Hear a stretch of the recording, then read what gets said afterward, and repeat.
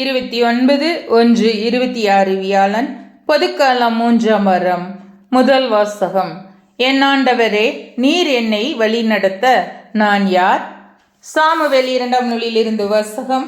அதிகாரம் 7, இறைவசனங்கள் 18 முதல் 19, 24 முதல் 29.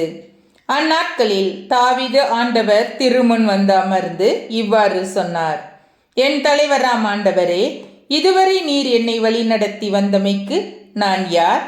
என் குடும்பம் யாது? இருப்பினும் என் தலைவராம் ஆண்டவரே, உம் திருமுன் இது சிறிதே.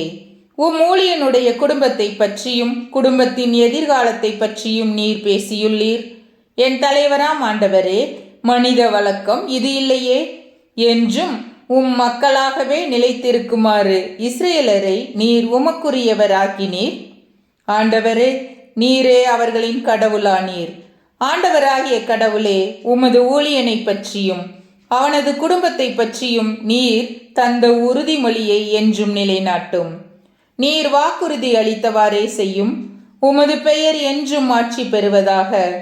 அப்பொழுது மாந்தர் படைகளின் ஆண்டவரே, இஸ்ரேலின் கடவுள் என்பர்.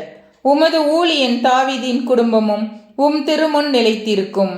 ஏனெனில் படைகளின் ஆண்டவரே, இஸ்ரேலின் கடவுளே, நான் உனக்கு ஓர் இல்லம் எழுப்புவேன் என்று உமது ஊழியனுக்கு வெளிப்படுத்தியவர் நீரே. ஆகவே இவ்வாறு மன்றாட உம் ஊழியனுக்கு மனத்துணிவு ஏற்பட்டது. தலைவராம் ஆண்டவரே, நீரே கடவுள். உம் வார்த்தைகள் நம்பிக்கைக்குரியவை. இந்த நல்வாக்கை அடியனுக்கு அருளியவர் நீரே.